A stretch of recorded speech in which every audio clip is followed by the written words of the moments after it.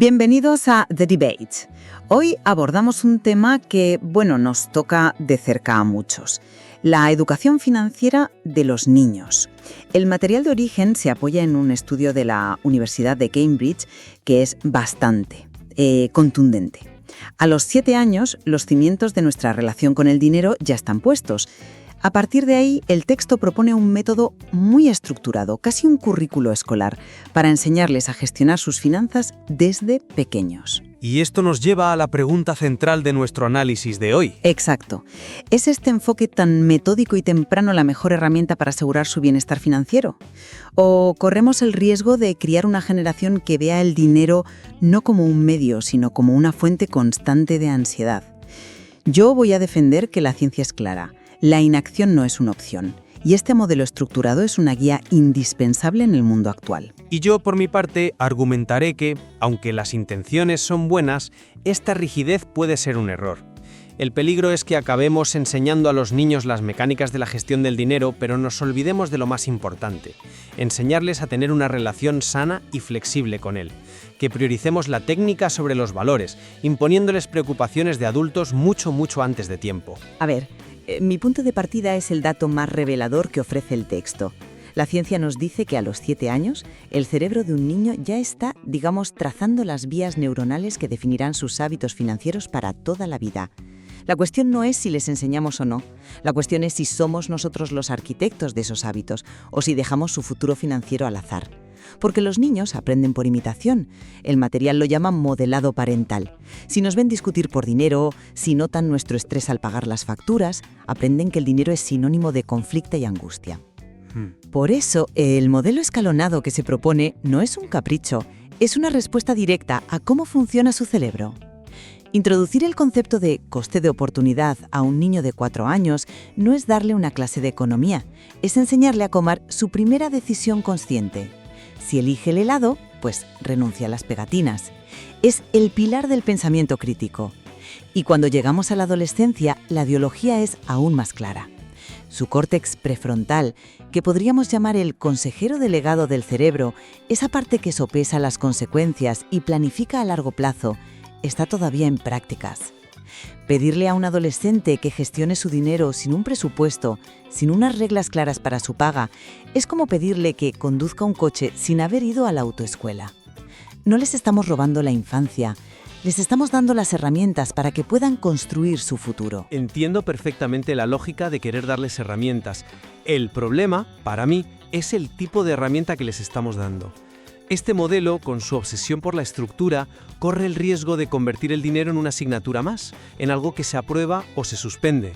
La idea de una paga rígidamente dividida en 3 huchas, gastar, ahorrar, dar, es una simplificación que, no existe en el mundo real. Convierte la gestión del dinero en un ejercicio mecánico. A ver, ¿qué ocurre si un mes el niño, por un impulso de generosidad, quiere donar toda su paga a una causa animalista que ha visto en la tele?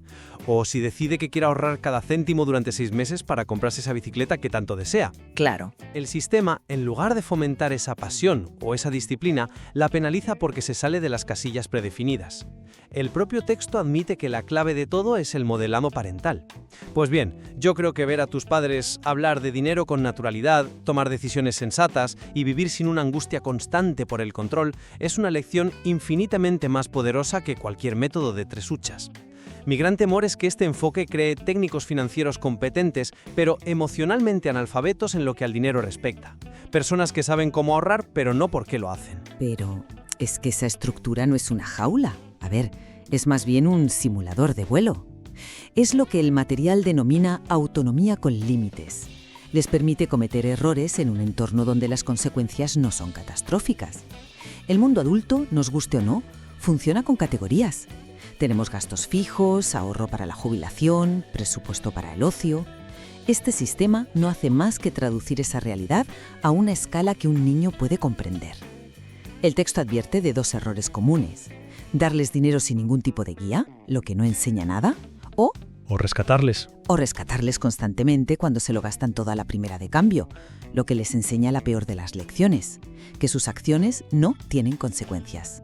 El método de gastar, ahorrar, dar es precisamente un punto medio que evita esos 2 extremos. Les obliga a pensar, a tomar decisiones, a priorizar, No les dice qué hacer. Les da un marco para que aprendan a decidir por sí mismos. Entiendo la lógica de crear un entorno seguro, pero no hemos considerado que la lección más valiosa surge precisamente del riesgo, aunque sea pequeño. Me explico. En lugar de imponer esas 3 categorías, ¿no sería más potente darle al niño una cantidad total y dejarle libertad para gestionarla? Si se lo gasta todo el primer día en cromos y el fin de semana no tiene dinero para ir al cine con sus amigos, esa frustración es una lección mucho más profunda que cualquier sistema prefabricado. La clave no está en el método, sino en la conversación que tienes con él después. Preguntarle, ¿qué ha pasado? ¿Cómo te sientes ahora? ¿Qué podrías hacer diferente la próxima vez? Ahí es donde ocurre el verdadero aprendizaje. El sistema de las 3 huchas impone una solución antes de que el niño haya siquiera experimentado el problema. Le estamos dando el manual de instrucciones sin dejarle tocar el aparato. Pero ese dejarle tocar el aparato puede ser contraproducente si no tiene unas nociones básicas. Volvemos al estudio de Cambridge. A los 7 años, esos patrones ya se están solidificando. Si esperamos a que cometan el error, quizá ya hayamos perdido una ventana de oportunidad crucial para instalar un software de base saludable. La intervención temprana no busca traumatizar, sino todo lo contrario. Construir unos cimientos sólidos antes de que los malos hábitos, a menudo heredados inconscientemente de la familia, echen raíces. Esperar y ver, para mí, es una apuesta arriesgada. Es dejar que su educación financiera dependa del azar y de los impulsos del momento, precisamente los 2 factores que este método intenta mitigar. Perdona, pero ese argumento no me convence. Que los hábitos se estén formando no significa que la solución sea una clase de economía en miniatura. De hecho, puede ser peor. Introducirle a un niño de 4 años un concepto tan abstracto como el coste de oportunidad puede generar una ansiedad paralizante ante la elección más trivial. ¿De verdad queremos que un niño se angustie en una tienda de juguetes, calculando el rendimiento futuro de su decisión, en lugar de simplemente disfrutar de la ilusión de elegir? La prioridad a esa edad es el juego, la imaginación, la exploración, no la optimización de recursos. Vale, pero Me parece infinitamente más valioso y natural tener conversaciones que surgen espontáneamente. Estás en el supermercado y le preguntas, ¿por qué crees que esta caja de galletas es más cara que la otra? ¿O al pagar? El dinero no aparece por arte de magia. Papá y mamá trabajan para conseguirlo. Esas pequeñas píldoras de realidad, integradas en la vida cotidiana, son mucho más efectivas y menos estresantes que sentarles a hacer una lección programada. Estoy de acuerdo en que esas conversaciones son vitales, desde luego. Pero no podemos ignorar el mundo en el que van a crecer. Ya no es un mundo de huchas y monedas, es un mundo digital, de dinero invisible, de pagos con un solo clic. Y ahí es donde las herramientas tecnológicas que menciona el texto son para mí fundamentales. Aplicaciones como Greenlight o GoHenry, que para quien no las conozca son básicamente cuentas de débito para niños que los padres pueden supervisar y gestionar desde su móvil, no son un capricho, son los ruedines de la bicicleta en el siglo XXI. Pensemos de nuevo en el cerebro adolescente, en ese consejero delegado impulsivo. Estas herramientas le permiten practicar en un entorno real pero controlado. Puede recibir su paga, ver sus gastos, fijarse metas de ahorro, todo ello con la red de seguridad de la supervisión parental. Son un complemento pragmático y diría casi imprescindible para enseñarles a navegar por una economía cada vez más abstracta y digital. Veo su utilidad como herramienta, claro que sí, pero me preocupa el mensaje de fondo. Pueden crear una falsa sensación de control y, lo que es más peligroso, centran toda la educación en el cómo gestionamos el dinero, en la parte técnica, el seguimiento del gasto, el ahorro automático, el presupuesto. Pero se olvidan por completo del por qué. ¿Para qué ahorramos? ¿Qué valores hay detrás de nuestras decisiones de compra? ¿Qué significa ser generoso? ¿Cuál es la diferencia entre una necesidad y un deseo? Esas preguntas, que son el corazón de una vida financiera sana, no te las responde una aplicación. El riesgo es criar una generación de gestores de finanzas personales impecables que nunca se han parado a pensar en el propósito de su dinero. Y no solo eso, este modelo da por sentado un acceso a la tecnología y unos recursos económicos para dar una paga regular, que, seamos sinceros, no son universales. ¿Qué pasa con las familias que no pueden permitírselo? Estamos creando, sin querer, una nueva brecha de desigualdad financiera desde la propia infancia. Pero el modelo no es ajeno a las dificultades económicas. Al contrario, aboga por integrarlas en la conversación. El texto sugiere de forma explícita usar frases adaptadas a su edad, como este mes tenemos que tener un poco más de cuidado con los gastos porque ha surgido un imprevisto. Hacer esto no es asustarles, es normalizar las fluctuaciones de la vida. Les enseña resiliencia. Les demuestra que la economía familiar, como la vida misma, tiene altibajos y que eso se gestiona con planificación y comunicación. Es precisamente el silencio, el tabú de no hablar de los problemas de dinero, lo que genera miedo y convierte un contratiempo en una catástrofe a ojos de un niño. Este marco estructurado ofrece un lenguaje para tener esas conversaciones difíciles. Y ahí es donde yo veo la mayor contradicción. Mi preocupación es que si has educado a un niño en un sistema tan enfocado en el control, en la planificación y en el cumplimiento de metas, una dificultad económica real en la familia no la va a percibir como una fluctuación normal, la va a percibir como un fracaso catastrófico del sistema que le has enseñado.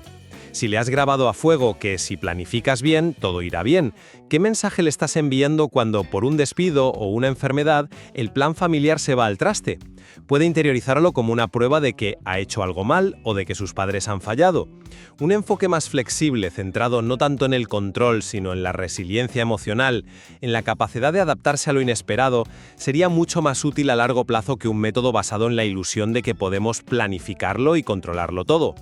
La vida es incierta y esa es quizás la primera y más importante lección financiera. Para resumir mi postura, reitero que un enfoque proactivo, estructurado y basado en cómo se desarrolla el cerebro infantil es el camino más responsable que podemos tomar.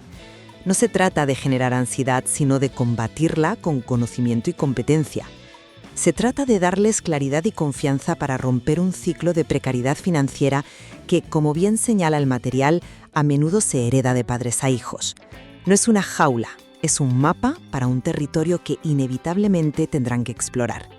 Y es mejor que lo hagan con un mapa que a ciegas. Por mi parte, insisto en que nuestro objetivo final no debería ser formar gestores financieros en miniatura, sino personas que tengan una relación equilibrada, flexible y, sobre todo, sana con el dinero.